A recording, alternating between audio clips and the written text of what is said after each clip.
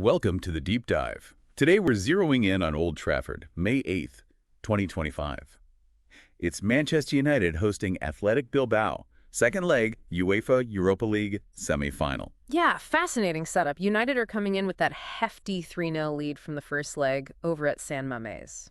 A game that really had a bit of everything Casemiro scoring, that Bruno Fernandes double. And of course the big one, that red card for Bilbao's defender Donny Vivian, really changed the complexion of the game. It of everything absolutely did. So the stakes are, well, massive.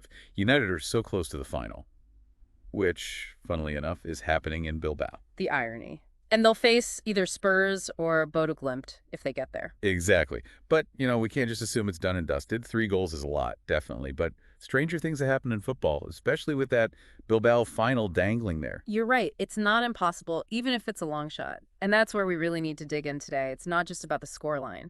Right. We're looking at those key individual matchups, the player battles, that we think are really going to decide this thing. Will United cruise, or can Bilbao actually mount some kind of historic comeback? Precisely. Let's dive right into probably the most crucial area, the midfield engine room. Okay.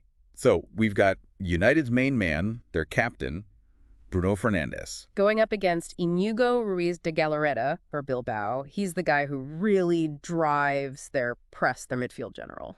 Fernandes. What more can you say? Captain, creative spark, 2 goals in the first leg, the penalty, and that nice finish. And his record in the Europa League is just, well, ridiculous. Most goal involvements in the knockout stages since 2009. That tells you everything about his impact. It really does. Then you have Ruiz de Galarreta. Key for Bilbao's style, always pressing, high energy, wins the ball back a lot. His job, plain and simple, is going to be trying to stop Fernandes. Get in his face. Don't give him time. But the interesting thing from the first leg was how that changed after the red card, wasn't it? Totally.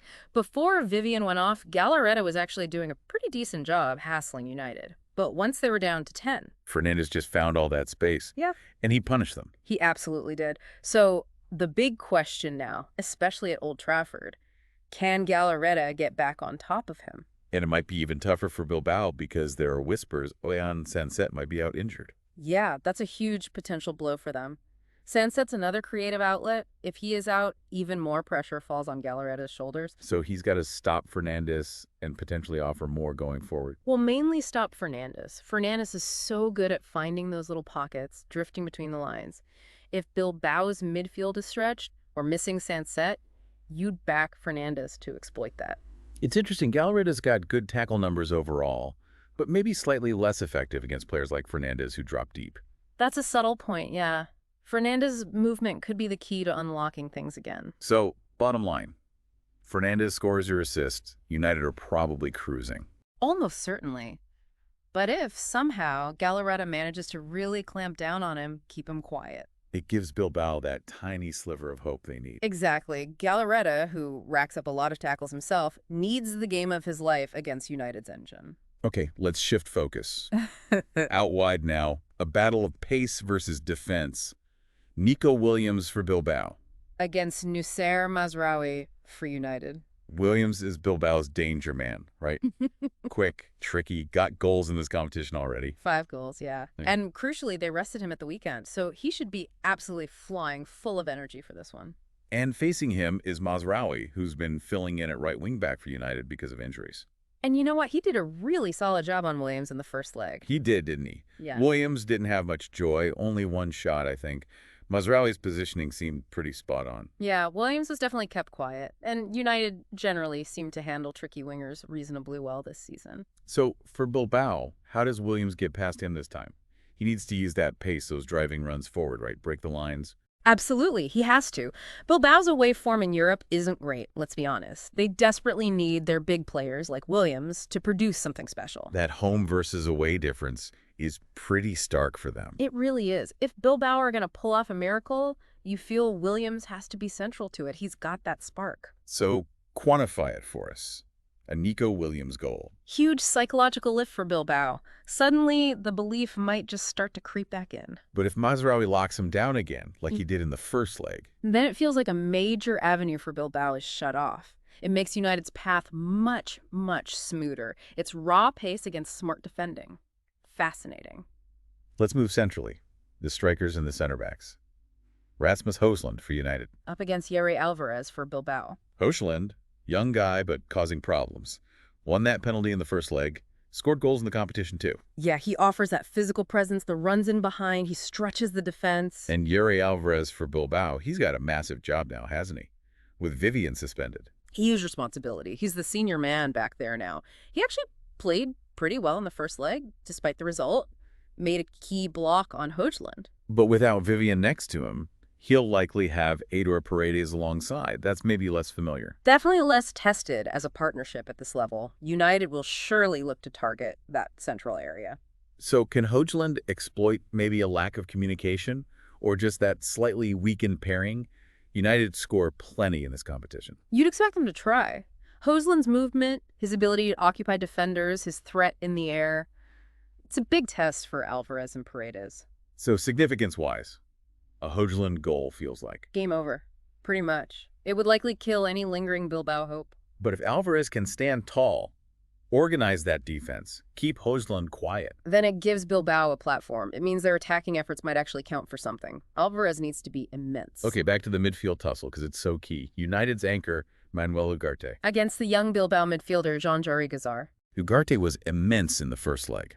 2 assists, remember. The flip for Casemiro, the touch for Fernandes' second, high rating too. Dominant performance. His physicality really disrupted Bilbao's press, especially after the red card. And Jauregizar, he's stepping into a big role here, especially Sancet is out. Yeah, a lot on his young shoulders. His main task, somehow disrupt Ugarte's influence, stop him controlling the game. Because Ugarte really took over after the sending off, didn't he? Bilbao couldn't get near him. No, they struggled. Ugarte just mopped everything up, tackles, interceptions. He broke up their play constantly. United controlled possession, largely thanks to him. So can Jauregizar get a foothold this time? Can he stop Ugarte dictating things, allow Bilbao to actually get their press going effectively? That's the challenge. We saw glimpses early in the first leg before the red card that Bilbao can compete in midfield when they win those battles. So Jauregizar, maybe alongside Galarreta, needs to be much more disruptive. Absolutely. They need to get closer, win those 50-50s. The passing stats in the first leg showed United taking control as it went on, and Ugarte was central to that. So if Ugarte bosses the midfield again... United are likely very comfortable, secure, solidifies their dominance. But if Jauregizar somehow manages to get the better of them, disrupts that flow. It could be the spark Bilbao need. It gives them a chance to build something from midfield, which they struggled to do for large parts of the first leg. Ugarte's that shield, but he starts attacks too. Negating him is vital for Bilbao. Okay, final key battle. The other wing. Alejandro Garnacho for United. Against the veteran Berchiche for Bilbao. Garnacho, always exciting. Had that goal ruled out in the first leg, looked lively, very direct runner. Bags of talent. Loves to dribble, take players on. He'll likely be looking to attack down that flank. And he's up against Berchiche. Loads of experience, knows the game inside out. Exactly. His job is to contain Garnacho, but also get forward himself when Bilbao attack down that left side. How did that matchup go in the first leg? Berchiche did okay mostly. Yeah, pretty solid for the most part. Limited Garnacho mainly to that disallowed goal and a couple of other shots. But there were moments, especially when maybe Fernandes drifted over, where Berchiche looked a little exposed to runs in behind him. Okay, so the tactical question is... Yeah. Garnacho's pace and trickery versus Berchiche's experience and reading of the game. That's it. And we know United like to attack down that right side quite a bit. Plus, their set-piece threat is always there. So Garnacho will fancy his chances to get at him. Definitely. Berchiche needs all his concentration, all his defensive discipline, but he also needs to support the attack. It's a tough balance. And the significance. A Garnacho goal or assist? Feels like that would surely seal the deal for United. Tie over. But if Berchiche manages to keep him quiet, shuts down that threat. It's another potential lifeline for Bilbao. Keeps them in the fight just that little bit longer. It's youth versus experience, flair versus no. Classic. Right, so we've broken down those key head-to-heads. Let's pull back now, look at the bigger picture. Context, prediction, maybe. Sounds good. So United, they're unbeaten in the Europa League this season, right? Yep. Top scorers in the competition, too. Decent number of clean sheets, strong at Old Trafford. And that stat about never going out after winning an away first leg by 3 or more goals, that's pretty compelling. It really is. History is massively on their side. What about Bilbao, though? Strengths, weaknesses. Well, strength is definitely their home form, and they are 4th in La Liga, which is strong. key players like Williams. But the weaknesses, that away form in Europe is a worry. A big worry. Plus, no Vivian, potentially no Sanset.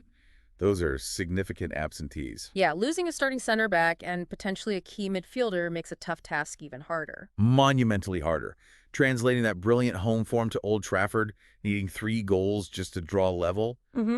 It's a huge ask against this United side. And the stats from the first leg sort of back that up. United's XG was much higher. Significantly higher, yeah. United were more clinical, created better chances. Bilbao's XG was quite low. They need to create much, much more this time. And that historical stat you mentioned. No team ever overturning a 3-0 away first leg loss in this competition. Never. UEFA Cup or Europa League. It just highlights the mountain Bilbao have to climb. Okay, all that analysis, all those factors. Prediction time. Given everything, United's lead, their home form, Bilbao's issues, I'm going for a Manchester United win, maybe 2-1 on the night. Which would make it 5-1 on aggregate. Comfortable passage to the final. That's how I see it playing out, yes. And those decisive battles we talked about, which ones feel most critical now? For me, it still comes back to that midfield, Fernandes versus Galarreta. That dictates so much. And maybe the wing battle, Williams needing to get past Mazraoui? Definitely. If Williams can cause problems, maybe Bilbao have a sniff. If Mazraoui shuts him down again, it's hard to see where Bilbao's threat comes from consistently. And tactically, how do you expect them to line up, approach the game? I think United might be happy to sit in a little bit, absorb pressure, especially early on, trust their defense. And then hit on the break. Use the pace of Garnacho Højlund. Exactly. Counterattack seems likely. Bilbao, well, they have no choice, do they? Have to go for it from the start. High press, high intensity. Gotta be. Just like they started the first leg. They need an early goal, desperately, to plant any seed of doubt. Fascinating stuff. So, to wrap it up, look, United are obviously in pole position. Huge favorites to go through. Overwhelming favorites, yes. But those individual duels we've talked through, midfield, wings, center forward against center back, they're still going to be absolutely crucial. They'll decide how the game plays out, even if the final result seems likely. Exactly right. The scoreline might look settled, but these one-on-one contests could still throw up surprises, moments of quality, and ultimately shape the narrative of the night. So our final thought for you listening, even with that 3-0 scoreline, keep a close eye on those battles. Which one do you think holds the key? It should still be a compelling watch. Thanks for joining us for this deep dive.